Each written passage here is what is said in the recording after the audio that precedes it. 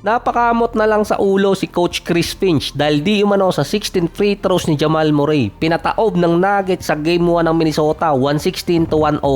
Si Jamal Murray meron 30 points, 5 rebounds, 7 assists na kaya nagreklamo si Coach Chris Finch kay Murray. Meron kasi siyang 7 out of 22 mula sa field. Napigilan talaga siya ng Minnesota. Kaso hindi napigilan yung free throws niya. Halos kasing dami lang ng free throws ni Murray yung sa Minnesota na mukhang natuto siya kay SGA. Meron kasing isang play pa doon na hindi tumama sa ring yung bola nung ibinato sa may half court itong si Jamal Murray pero na-reset yung shot clock. Dapat 24 second turnover na yun. Kung tutuusin, bias stats, bad game yung Nuggets. Tanging si Jokic yung may best shooting. 25 points, 13 rebounds, 11 assists, triple-double na naman, walang bago, nasa 11 out of 19 sa field.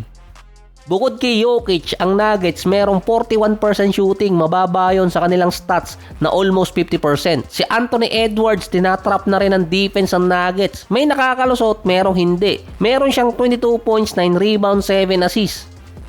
Natatrap din si Anthony Edwards dahil walang mapasahan mula sa 3-point area. Si McDaniels gusto pa ata ng gulo sa Jokic brother, tinulak si Nikola. May best game pa rin naman si McDaniels, 16 points, 8 rebounds, usual number niya. Siya pa rin yung nakapag-setup ng tono sa Minnesota na parang meron agad siyang 10 points sa early part ng game. Kaso bigla siya nakakuha ng flagrant foul para kay Jamal Murray na doon nagdire-diretso yung Nuggets. Pero ang isa pa talaga doon na wala na naman si Randle sa Minnesota. 16 points, 7 rebounds, 7 out of 16 sa field. Yun naman kasi yung iniintay talaga ng mga critics doon Dahil nga si Randle hindi nararamdaman kapag postseason. Big deal din sa Nuggets na bumalik si Bruce Brown dahil sa kanyang defense at hustle. Ito kasi nawala sa kanila sa loob ng 2 taon dahil sa second unit nila.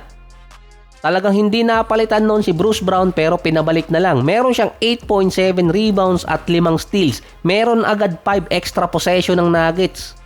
Si Anthony Edwards naman hindi kasi malinaw kung anong status talaga ng injury niya. Mukhang binigyan lang siya ng go signal na makapaglaro sa series. Hindi naman last minute, parang 1 to 2 hours before ng game sinabi maglalaro si Edwards. Kapag humaba yung series, delikado siyang ma-injury pa. Katulad kasi ng kay Steph yung injury niya.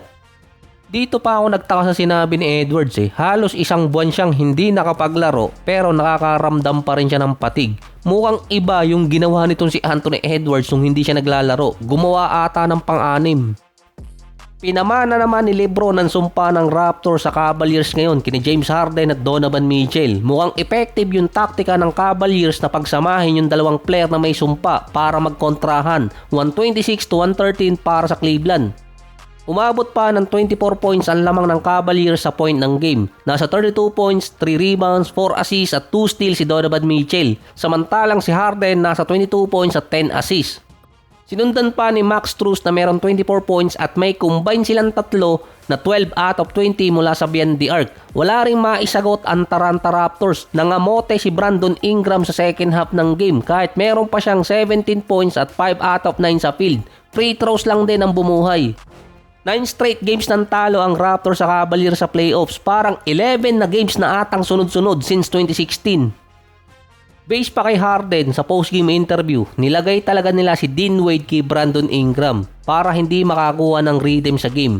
Pang 9 straight games din ni Donovan na meron siyang 30 or more points sa playoffs. Base pa kay Harden, kaya ni Donovan na maka 40 or 50 points. Kailangan lang di umano na ituloy ni Donovan ang pagiging aggressive at hahanapin lang din ni Harden para i-feed ang bola sa kanya. Nakauna naman ang Knicks kontra sa Hawks, 113-102. Hindi tumalab ang batang player ng Atlanta. Si CJ McCollum meron 26 points, si Jalen Johnson 23 points. Palaban pa rin naman yung first 5 ng Atlanta kontra sa Knicks. Kaso nga lang umabot pa rin ng 19 points ang lamang ng New York. Sa second unit nayari yung Atlanta Hawks, nangamote si Kuminga. Siya kasi yung merong mahabang minuto sa Atlanta sa second unit nila. 27 minutes, 8 points, 4 rebounds, 1 assist, 3 out of 7 pa sa field. Okay pa rin naman yung number, kaso nung first half, yung mga importanteng play, yun ang mga namintis na tira ni Kuminga na imbes paikli ang lamang ng Knicks or kaya makalamang ang Atlanta, dun nakalayo ang Knicks dahil sa mga mintis niya. Imbes na dumiretso agad siya pababa ng depensa, magrereklamo pa saglit itong si Kuminga sa referee kapag sumable yung tira niya. Meron pa mga play na hindi alam kung saan pupunta si Kuminga. Nagkakagulo yung setup ng offense nitong Atlanta dahil sa mga screen na ginagawa.